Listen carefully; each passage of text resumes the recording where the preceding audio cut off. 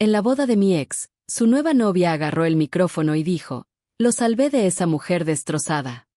Todos se rieron. Entonces una camarera se adelantó, se quitó el sombrero y dijo, soy su hija y necesitas escuchar esto. Fue entonces cuando la habitación se congeló. ¿Alguna vez has sentido que la vida te está arrastrando a una tormenta que no pediste? Ese era yo, sentado en la parte trasera del riego Gran Volume, apretando mi bolso con tanta fuerza que dejaba marcas en mis manos.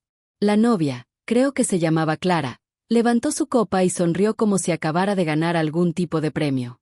Lo salvé, dijo, su voz resonando en el pasillo, de esa mujer destrozada que no podía darle lo que necesitaba.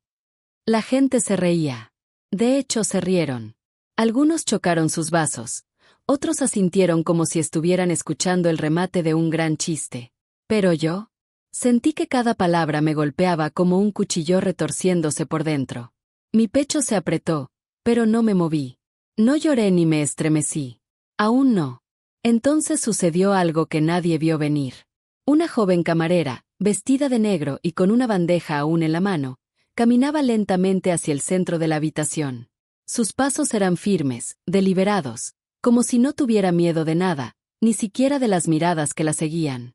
Cuando llegó a la mesa principal, se detuvo, se quitó la gorra y miró directamente a Clara. Soy su hija, dijo con voz clara y fuerte. Y tengo algo que decir. La risa murió instantáneamente. El rostro de Clara se puso pálido, tan pálido que parecía como si toda la sangre se hubiera drenado de su cuerpo. Abrió la boca para hablar, pero no salió nada. Solo silencio. Silencio pesado y agudo. Permítanme recordarles cómo terminé aquí porque de otra manera nada de esto tendría sentido. Comenzó con un sobre, algo pequeño y elegante con adornos dorados y mi nombre escrito con una caligrafía perfecta. Sin retorno dirección, no tengo idea de quién lo envió. Casi lo tiro. ¿Quién envía la invitación de boda de un exprometido a la mujer que dejó atrás? Al principio pensé que era un error. Luego me pregunté si tal vez Gavin quería cerrar la situación o, peor aún, vengarse. Pero en el fondo sabía la verdad. No se trataba de un cierre. Se trataba de borrarme. Completamente. Gavin Ree, el hombre al que le entregué 6 años de mi vida, se había ido sin previo aviso hacía 3 años. Una noche, después de perder a nuestro bebé, hizo una maleta, dejó una nota y desapareció. Ni siquiera miró hacia atrás. Y no fue solo a mí a quien dejó atrás. También era Laia, su hija de otra relación. Tenía solo 5 años cuando vino a vivir con nosotros. Desde el momento en que tomó mi mano y me llamó mamá, dejé de ser simplemente alguien que amaba a Gavin. Me convertí en alguien que le pertenecía. Cuando Gavin desapareció, Laia se quedó conmigo. No por casualidad, sino por elección. Esos primeros meses fueron un infierno. Despertar parecía imposible. Cada rincón de nuestra casa me recordaba a la familia que casi éramos. Fotos, canciones, incluso la forma en que la luz del sol entraba por las ventanas, todo gritaba de pérdida. Había días que no podía contestar el teléfono ni mirarme al espejo. Días en los que respirar era como ahogarse. Pero de alguna manera, seguí buscando a Laia. Una noche destaca más que el resto. Estaba sentada en el suelo del baño, temblando incontrolablemente después de que me llamara otro cobrador de deudas. Laia llamó suavemente a la puerta, la abrió y se sentó a mi lado. Me entregó un sándwich de mantequilla de maní. «Te olvidaste de comer», dijo simplemente. En ese momento me di cuenta de que no estaba solo. Si ella creía en mí, yo también tenía que creer en mí. Lenta y dolorosamente comencé a reconstruirme. La terapia ayudó. El trabajo de diseño independiente me dio un propósito nuevamente. Nos mudamos a un apartamento más pequeño más cerca de la escuela de Laia. Volvió la risa, risa de verdad, de esas que hacen que te duelan las costillas. Cuando llegó la invitación de boda, la miré durante días. Finalmente, Laia lo cogió y lo leyó en voz alta. «Parece elegante», dijo, levantando una ceja. «¿Crees que nos extrañarán si no nos presentamos?» Me reí a mi pesar. «Podrían», respondí. Pero ahora, sentado en ese salón de baile, observando cómo se desarrollaba el caos, me di cuenta de algo importante. El karma no siempre llega silenciosamente. A veces, Entra directamente a la habitación vistiendo un uniforme de camarera. Su voz no tembló. Deberías irte, dijo. No para él, sino para ti. ¿Para qué? Pregunté, sintiéndome cansado en lo más profundo de mis huesos. ¿Para poder verlo comenzar una nueva vida con alguien más lindo? ¿Más rico? No, respondió ella con firmeza. Entonces él ve lo que perdió. La miré, tenía ahora 16 años y era mucho más sabia que su edad, y, de repente, lo entendí. No estaba hablando solo de Gavin. Ella estaba hablando de a mí. Todavía me aferraba a la versión rota de mí mismo, la que él dejó atrás, pero ella vio algo diferente. Ella vio fuerza. Entonces dije que sí. El tío Joe, quien me crió después de la muerte de mamá, accedió a llevarnos. Nunca le gustó Gavin. Dijo que su sonrisa surgió con demasiada facilidad y que sus ojos se quedaron demasiado quietos. Le pedí que se sentara en la última fila conmigo. No quería que me notaran, solo lo suficientemente visible como para dejar claro mi punto. No sabía en qué me estaba metiendo. Esperaba incomodidad, tal vez algunos susurros. Lo que no esperaba era un montaje, un escenario diseñado para la humillación, vestido con encaje blanco y candelabros dorados. Pero llegaré a eso más tarde. Porque antes de que levantaran el micrófono, antes de que se alzaran las copas y las mentiras se derramaran como champán, me paré en ese salón de baile, miré al hombre que amaba y me di cuenta de algo que no había dicho en voz alta hasta ese día. Él no me rompió. Abandonó las piezas. Y me recuperé sin él. La boda fue todo lo que esperarías de alguien desesperado por demostrar que su vida es perfecta. Candelabros de cristal colgaban como lágrimas de cristal del alto techo. El pasillo estaba lleno de orquídeas blancas importadas. Cada servilleta tenía iniciales bordadas. Incluso el cuarteto de cuerda tocaba con una especie de precisión engreída que me hizo rechinar los dientes.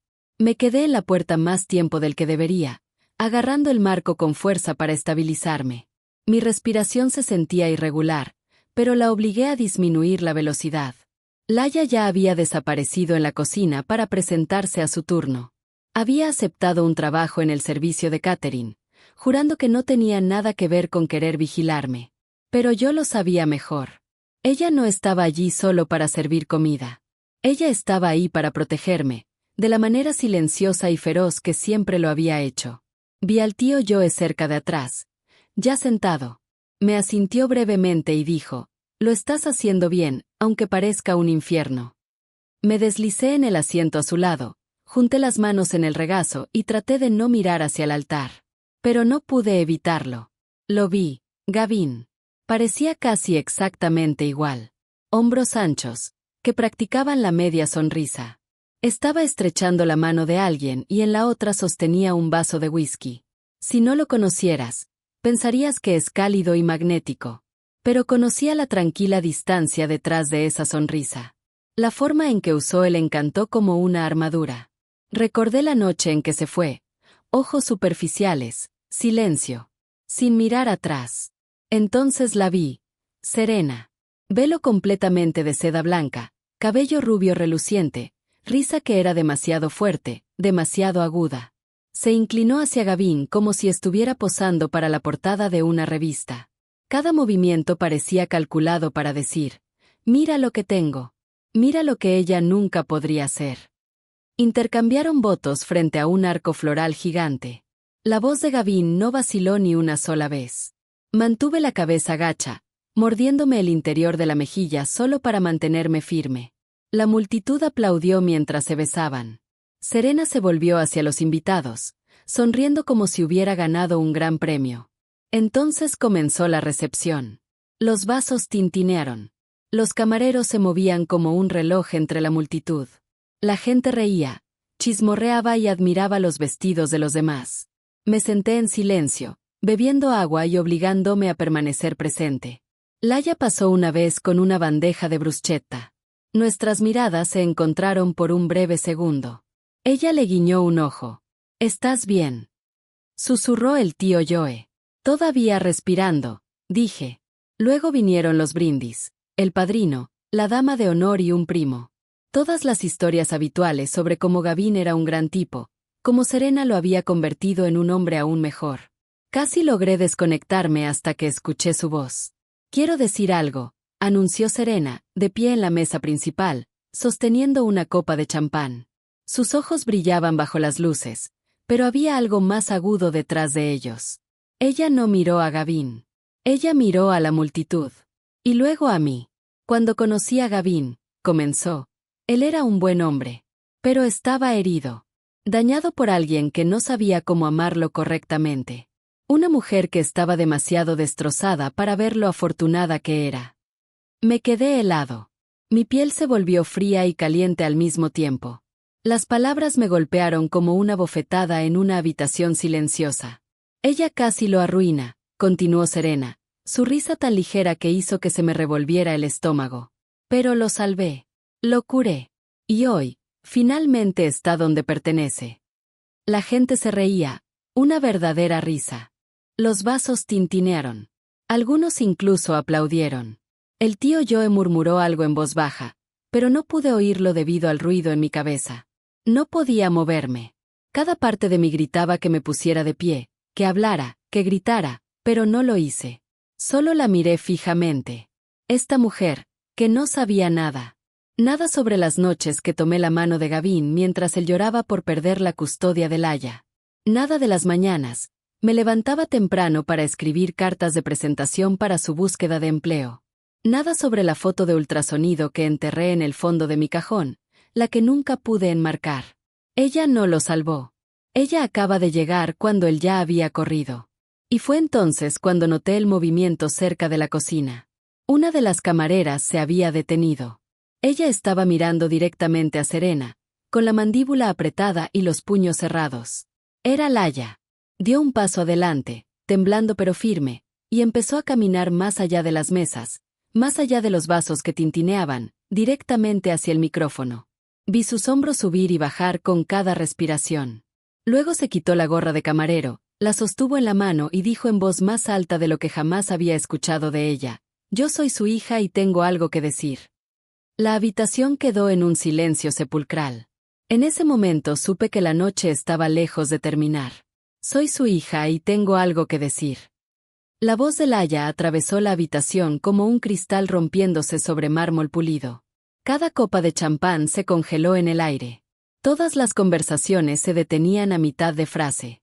El silencio era denso, confuso y eléctrico. La gente se volvió en sus sillas. Algunos susurraron. La sonrisa de Serena se torció. Sus manos permanecieron congeladas alrededor de su vaso. Gavin se giró lentamente en su asiento, mirando a la chica con delantal negro y camisa blanca abotonada que acababa de desenmascarar cada mentira sobre la que había construido esa noche. Laia estaba de pie junto a la pista de baile, con su gorra apretada con fuerza en sus manos. Sus rizos se habían soltado del moño. Su pecho subía y bajaba como si cada respiración tuviera que ser extraída de algún lugar más profundo. «Ella no es solo la mujer de la que te estás burlando», dijo, con la voz entrecortada. «Ella es la mujer que me crió». Serena parpadeó, confundida. «Espera, ¿qué?» «Soy la hija de Gavin», dijo Laia de nuevo, esta vez más fuerte. «Desde antes de que te conociera. Desde antes de que huyera. Desde antes de que fingiera que no existíamos». El aire cambió. Algunas personas se quedaron sin aliento. Vi a uno de los primos de Gavin bajar lentamente su teléfono, como si no estuviera seguro de si debía seguir filmando. Laia dio un paso adelante. Ella no estaba leyendo un discurso. Esto no fue planeado. Pero era la verdad y tenía peso. Se fue cuando yo tenía 11 años. No solo mi mamá. Se fue a mí. No llamé. No escribí. Simplemente desapareció. ¿Y quieres llamarla rota? Sus ojos se dirigieron a Serena, quien de repente parecía muy insegura de su equilibrio. La vi trabajar en 2 trabajos para que yo pudiera tener comida. La vi llorar en silencio para no escucharla. Y cuando la gente me preguntaba dónde estaba mi padre, dije que estaba fuera por negocios porque no quería que nadie supiera que había decidido no amarnos. Alguien cerca del frente se tapó la boca. Un camarero se detuvo, con la bandeja flotando en el aire. Gavin finalmente habló. Su voz era baja y cautelosa. «Laia, aquí no. Oh, ahora recuerdas mi nombre». Espetó Laia, acercándose. Cuando te envié tarjetas de cumpleaños, regresaron sin abrir. Cuando te envié un correo electrónico para decirte que te extrañaba, no respondiste. Ni siquiera me bloqueaste, simplemente me ignoraste. Y ahora estás parada aquí, dejando que esta mujer hable de mi mamá como si fuera basura. Entonces me miró y, por primera vez, su expresión se quebró. No sentí lástima. No sentí venganza. Sentí claridad. No era yo quien debería avergonzarse. Ella no te rompió, continuó Laya. Su voz temblaba pero se elevaba. Te rompiste. Y luego trataste de enterrarnos como si no existiéramos. Serena miró a su alrededor, buscando apoyo con los ojos, pero no encontró ninguno. Se volvió hacia Gavin. ¿Es esto cierto? Él no respondió. Se limitó a mirar a su hija como si un extraño hubiera entrado aprovechando su última oportunidad. Laya caminó hacia mí. Cada paso que daba se sentía como un trueno en mi pecho. Ella tomó mi mano y me puse de pie. Mis dedos rodearon los de ella, y en ese pequeño gesto, algo dentro de mí que había estado dormido comenzó a despertarse, no ira, no amargura, sino poder. Ella no vino aquí para pelear, dijo Laya, volviéndose hacia la multitud. Su voz era firme y tranquila, pero tenía un tono que silenció la habitación. Ella vino aquí porque yo se lo dije. Porque quería que ella viera que ya no necesita esconderse más. Luego miró directamente a Serena, con ojos penetrantes e inquebrantables. Ella no necesita que la inviten a una habitación para pertenecer a ella. Y nadie puede reescribir nuestra historia para verse mejor. La habitación se congeló. La mano de Serena tembló alrededor de su copa de champán. Esto es una locura, murmuró Serena, con la voz temblorosa. Ella solo está tratando de arruinar mi boda. Laya levantó la barbilla y su expresión era inquebrantable. Lo arruinaste en el momento en que lo construiste sobre mentiras. Sin decir otra palabra, se dio vuelta y se alejó, llevándome consigo. La multitud se separó lentamente y los susurros se elevaron como humo. Nadie nos detuvo. Nadie se atrevió. Detrás de mí, escuché a Gavin gritar una vez, «Lila». Pero ella ni siquiera se volvió. Afuera el aire era fresco y tranquilo. Laya exhaló con fuerza, como si hubiera estado reteniendo la verdad toda su vida. Ella me miró con lágrimas en los ojos pero una sonrisa en su rostro. No iba a dejar que te humillara, dijo con firmeza. No después de todo lo que has hecho por mí. No tenías que hacer eso, susurré, con la voz temblorosa. Sí, dijo, su tono decidido. Lo hice. Tú me salvaste. Ya era hora de que te devolviera el favor. Y en ese momento me di cuenta de que las historias de amor más fuertes no siempre son románticas. Algunas se construyen en el silencio, en la curación, en la supervivencia. Algunos comienzan en el momento en que un niño decide proteger a la persona que nunca dejó de protegerlo. Ni siquiera habíamos llegado a la mitad del pasillo cuando alguien detrás de nosotros gritó, bruscamente y presa del pánico, «¡Espera!». Era Serena. Nos había seguido fuera del salón de baile, con el vestido arrastrándose tras ella como un velo hecho jirones de orgullo. Sus rizos perfectos rebotaban mientras aceleraba sus pasos, pero ya no parecía perfecta. Su rímel había comenzado a correrse y le temblaban las manos. Por primera vez esa noche, parecía real y asustada. Laya se dio la vuelta primero. Me quedé quieto, sin estar seguro de que podría decir esta mujer que importara ahora. No puedes simplemente hacer eso. Espetó Serena, su voz aguda y desesperada. No puedes simplemente secuestrar mi boda y humillarnos. A nosotros. Dijo Laya, alzando las cejas con incredulidad. No dije nada que no fuera cierto. Podrías haberlo manejado en privado, insistió Serena, con la voz temblorosa. No, dije, dando un paso adelante. Mi voz era firme, cortando la tensión como un cuchillo. Podrías haberlo manejado en privado. Pero en lugar de eso, te paraste en una habitación llena de extraños y trataste de convertirme en un villano. Serena parpadeó, sus ojos recorrieron entre nosotros, buscando algún punto de apoyo que ya había perdido. No sabía que tenía una hija, dijo débilmente, su voz apenas era más que un susurro. No lo sabías.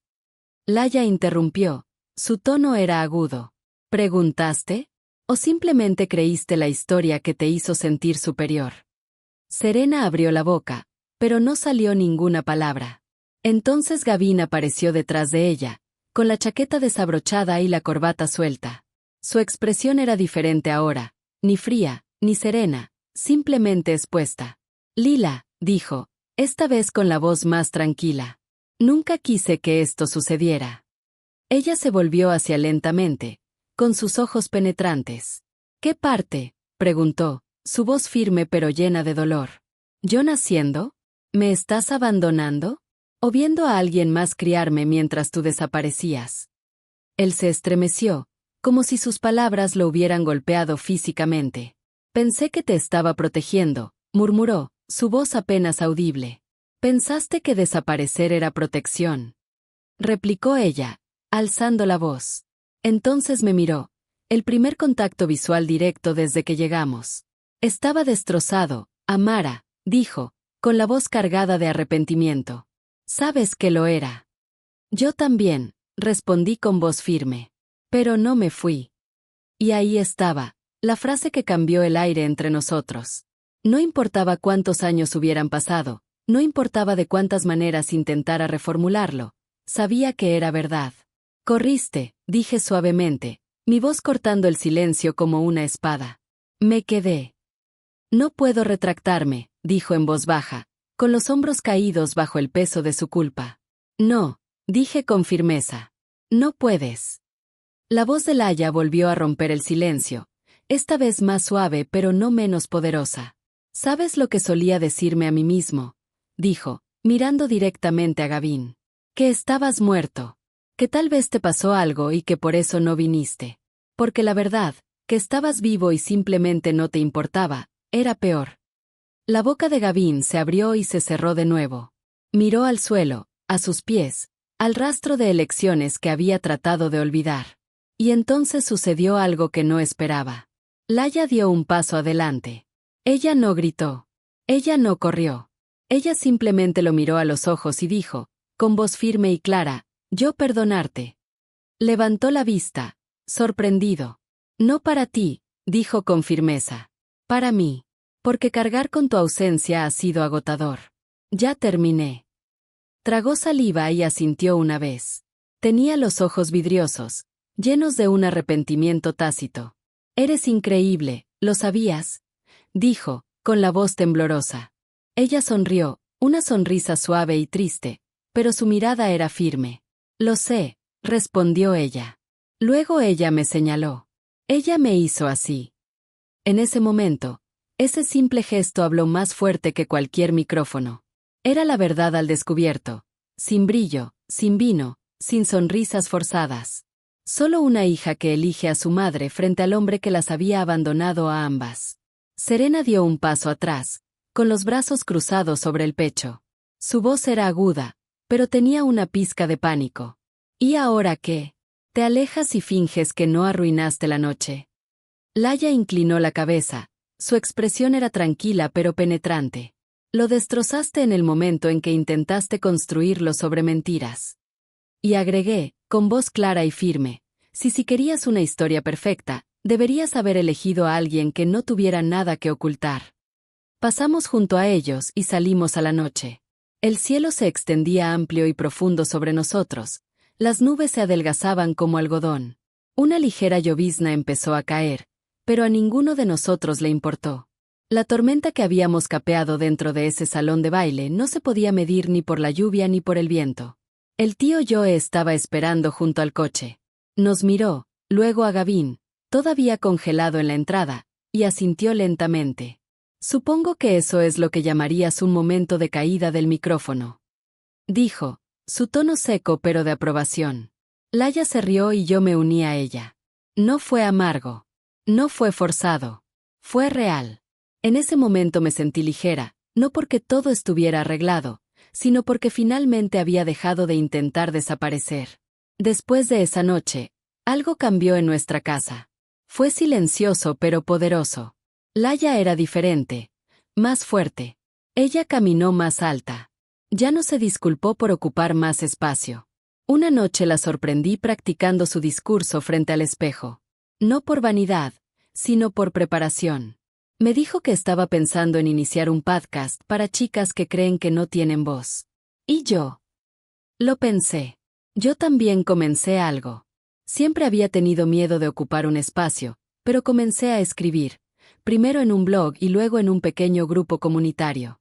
Unos meses después, registré una organización sin fines de lucro, El Segundo Hilo. Un espacio para mujeres que se recuperan del abandono, el divorcio y el abuso emocional. Organizamos círculos, brindamos asesoramiento y los ayudamos a escribir sus historias, en sentido literal y figurado. No esperaba que se convirtiera en lo que fue. Solo quería ofrecerles a las mujeres un espacio donde el silencio no fuera la única opción. Pero la parte más poderosa de todo esto no fue el cierre público. Fue un momento de tranquilidad en nuestra cocina una noche de enero. Laia se sentó frente a mí, removiendo su té. Su voz era suave pero firme. ¿Alguna vez has sentido que la vida es un gran libro?, dijo, y a veces arranca páginas a mitad del capítulo y te deja adivinar el final? Asentí. Pero a veces, continuó, con los ojos brillando con determinación, cuando luchas, amas mucho y te quedas, obtienes algo mejor. Puedes escribir una nueva historia. ¿Y la mejor parte? No necesitas el permiso de nadie para comenzar. Ese momento se quedó conmigo. Gavin nunca hizo seguimiento. Ninguna llamada telefónica. Ninguna disculpa. Ningún último esfuerzo por explicarse. Creo que sabía que no había nada más que explicar. Su historia estaba escrita, o no escrita, y la nuestra apenas comenzaba. Si esta historia te conmovió, si te recordó tu propia fuerza o el poder de alguien que estuvo a tu lado cuando otros no lo hicieron, tómate un segundo y dale me gusta a este video. Compártelo con alguien que necesite escuchar que quebrantado no significa derrotado. Esa curación es complicada, hermosa y profundamente humana. Gracias por mirar.